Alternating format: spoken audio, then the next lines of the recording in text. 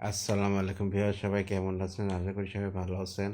আজকে যে বিষয় নিয়ে কথা বলবো সেটা হচ্ছে আমার স্কুল লাইফের নিয়ে কথা বলবো। যখন আমরা এসএসসি পরীক্ষা দিই 2006 সালের ব্যাচ আমরা, আর 6-8-এর ব্যাচ আমরা।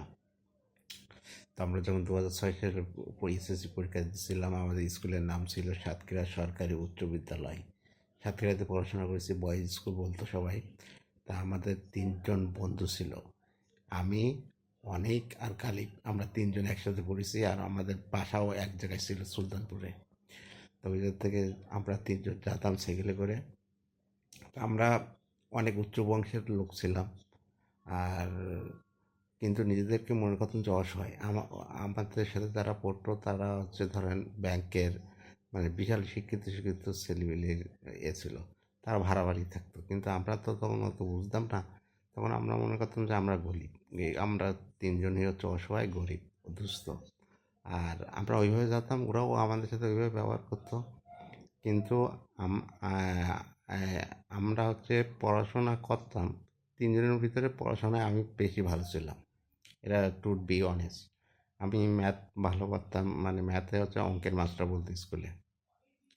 তা আমাদের বয়েজ স্কুলে চান্স পাওয়াটাই তো কষ্ট ছিল। চান্স পালে, মানে চান্স সহজে পাওয়া যায় না বয়েজ স্কুলে। এখন কী অবস্থা হয়েছে এখন বলতে পারবো না। আমরা বয়েজ স্কুলে ছিলাম। 2006 সালে এসএসসি পরীক্ষা দিই। এসএসসি পরীক্ষায় আমি A+ পাইছিলাম। আর তখন A+ পেলে হচ্ছে লোকে দেখতে আসতো, এটা সত্যি কথা।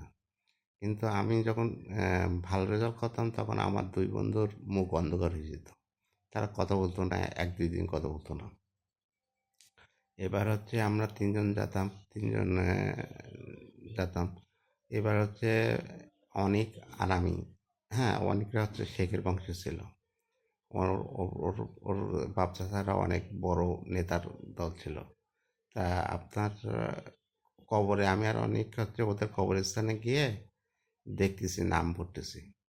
নাম পড়লে অনেকে ওর দাদার নামে মরহুম শেখ অমুক। হ্যাঁ, তা আমি অনেকে বলতেছি যে অনেক, এইটা তো তোমরা তো মরহুম, তুমি শেখ লিখো কেন? ও বুঝতে পারিনি, আমিও বুঝতে পারিনি। তখন ও চিন্তায় পড়ে গেল, আমিও চিন্তা করবো। কিন্তু এখন বড় হয়ে এখন তো বুঝতে পারছি যে মরহুম মানে তো মৃত ব্যক্তিকে বলা হয়। এই একটা কাহিনী। আর আহ, এবার যেতাম, আর আমাদের স্কুল ড্রেসের অবস্থা ছিল খুব খারাপ। আমি আমি যে যখন 2006 সালে এসএসসি পরীক্ষা দিই, তখন আমার একটা প্যান্ট ছিল, শুধু স্কুল ড্রেসের একটা প্যান্ট ছিল, তাছাড়া কোনো প্যান্ট ছিল না। অনেক কষ্ট করেছি। ছেলেবেলে যেতে হচ্ছে জিন্স প্যান্ট পরে, তারপরে ভালো ভালো পাঞ্জাবি পরে ভালো ভালো যেত আপনার। কিন্তু আপনাদের ছিল, কিন্তু আপনি প্রয়োজন ছাড়া কিছু কিনতাম না। আমার খাবার খাতামও খুব হিসাব করে, বেঁচে থাকার মতো কোনো মতে খাবার খেতাম। আমি যখন এসএসসি পরীক্ষা দিই তখন 2006 সালে, তখন হচ্ছে পান্তা ভাত খেয়ে ইংলিশ পরীক্ষা দিতে গেছি। এমনি রিপন করাজ হয়ে উঠিনি, এমনি এমনি রিপন করাজ হয়ে উঠিনি, অনেক কষ্ট করেছি। এখন তো সারাদিন ভিডিও বানাই আর হচ্ছে সারাদিন শুয়ে থাকি। বাইরে যাওয়ার পরিবেশ নেই, বাইরে গেলে পরে মানুষজন বিরক্ত করে। এটা সত্যি তো। সরাসরি তো বলবে না, মানুষের দুঃখও লাগে, আবার কষ্টও লাগে, আবার ভালোবাসে। আর এইগুলো তো আমার গল্প। আরেকদিন আর গল্প নিয়ে বলতে থাকবো। আমার ইউটিউব চ্যানেল রিপোর্ট করা আছে, ওইটাকে আপনার সাবস্ক্রাইব করবেন, লাইক কমেন্ট শেয়ার দেবেন ভিডিওতে, এতে আমি উৎসাহিত হই। আর সবাই ভালো থাকবেন, সুস্থ থাকবেন এবং স্বাভাবিক থাকবেন। আল্লাহ হাফেজ।